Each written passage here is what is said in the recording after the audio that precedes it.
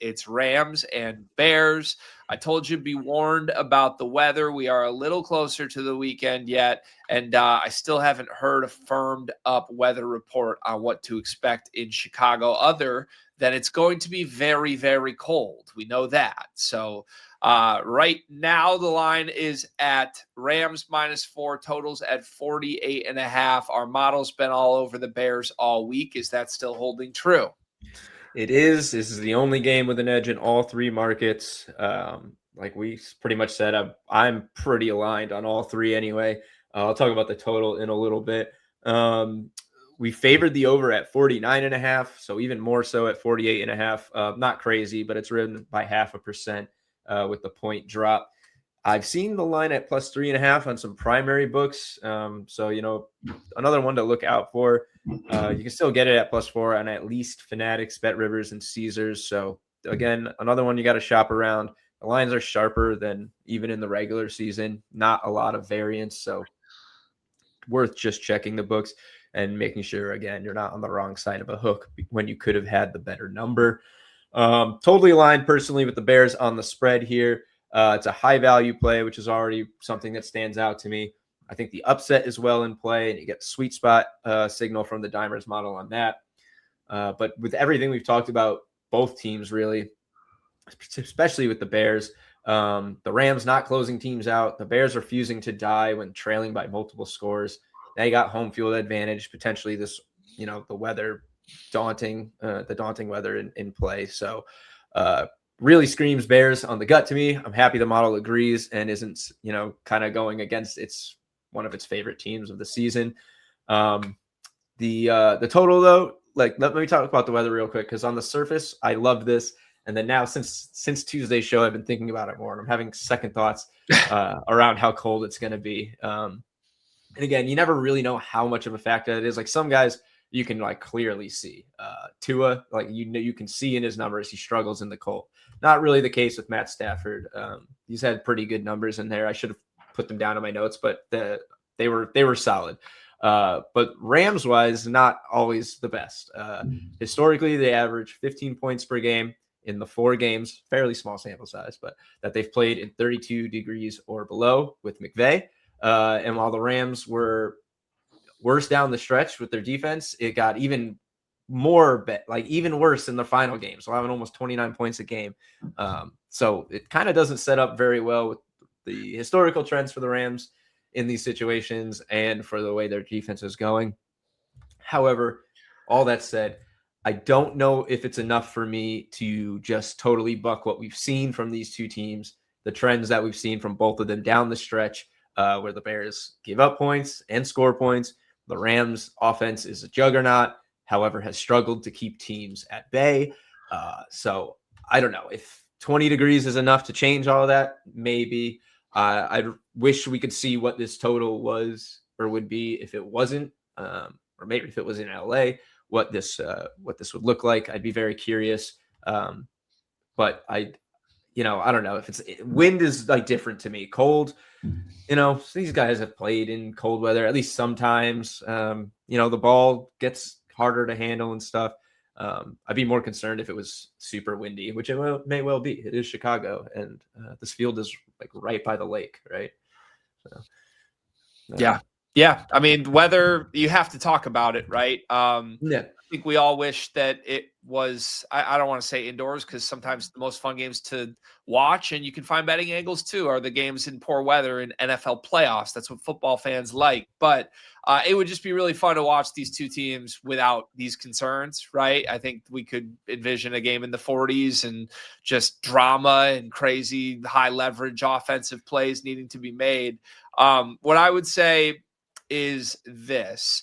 I think there are real concerns with the Rams, given some of the numbers you raised, the 15 points per game in the cold 4 games they've played under McVay. But also Matt Stafford's finger injury is a real thing.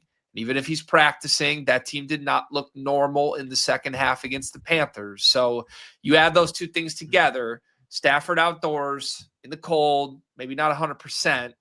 There's a lot of things that can point you to the underdog here, to the team of destiny underdog here. I keep staring at the same game script we've seen for 2 months here.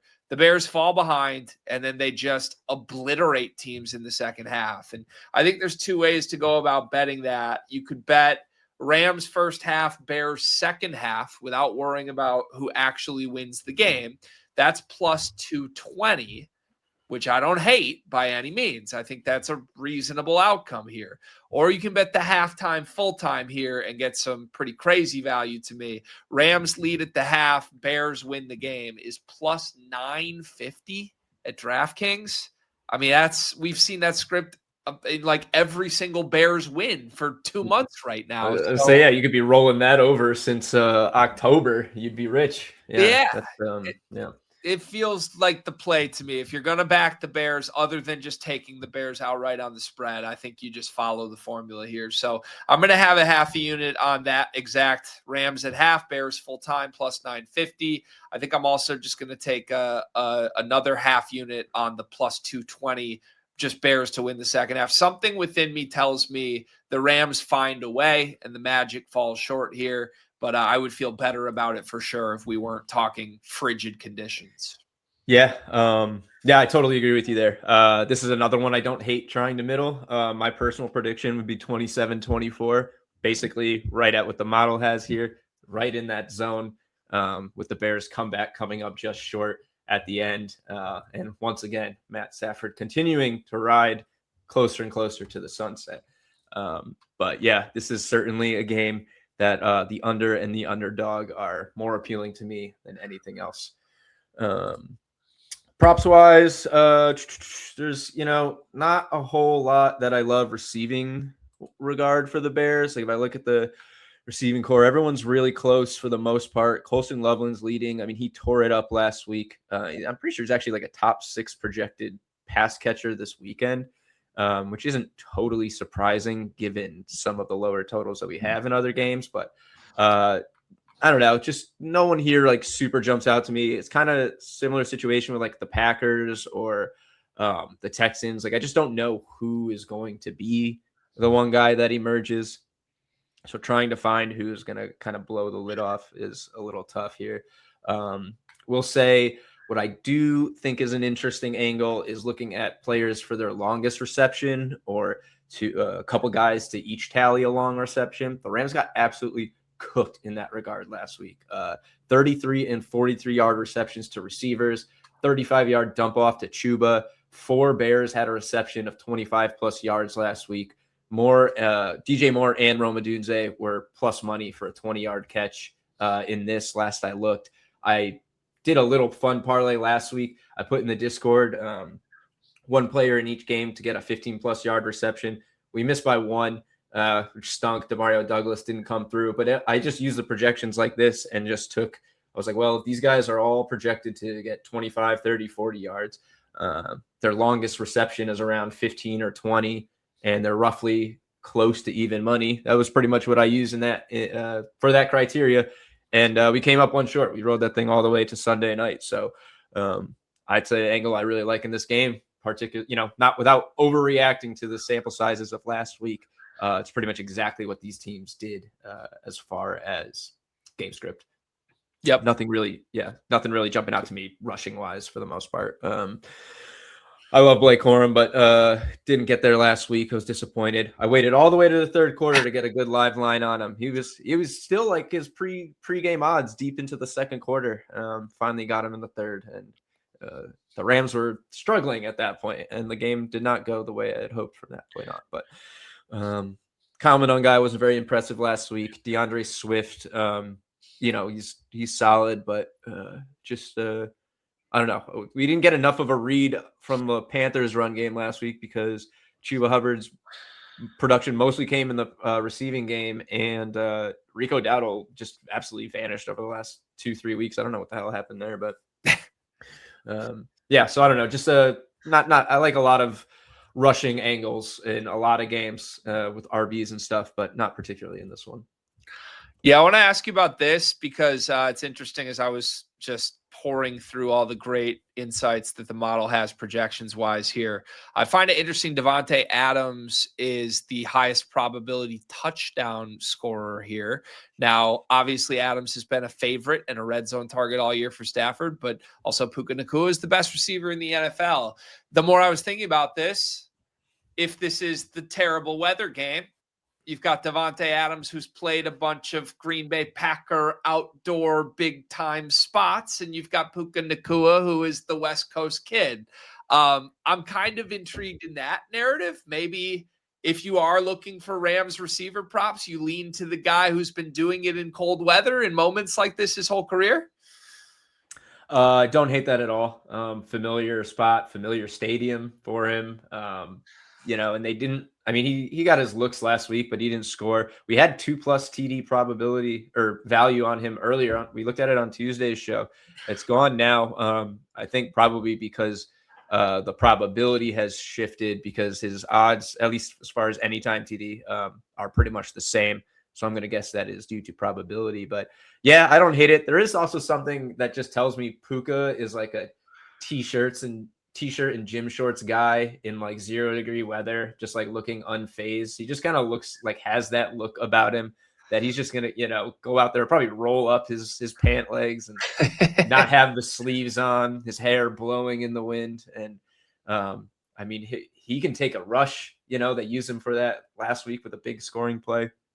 He might do that again, just take an end around and be gone. And the yak with him is just crazy. Like he only needs to catch a 10-yard slant and he'll go off. So I don't hate it. I think that is a fun little angle to look at in regards to Davante Adams. If you're going to do him, I would just take him for 2+ because he's also like -130, which is a little juicy for me on a standalone touchdown prop.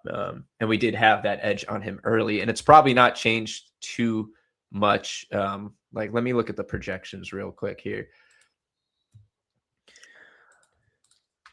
He is still 1, 2, 3, 4, the fourth most likely player to get 2+ at 15.4%. So anything up to like plus 550 there, you're getting fair odds or better if it's longer than plus 550. So yeah, that's probably what I would look at if you take him instead of just any time. But I do like Puka in this.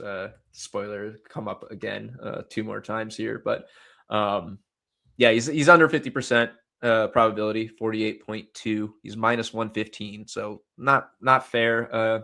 Negative edge there, but he's our top projected wide receiver of the weekend. 101 yards, almost 50% to score. It is pretty hard to imagine they'll slow him down. Like the weather is more likely to slow Puka than the Bears, and I don't think it's going to totally stop him. Yep. All right. I love it. Thank you for the insight there.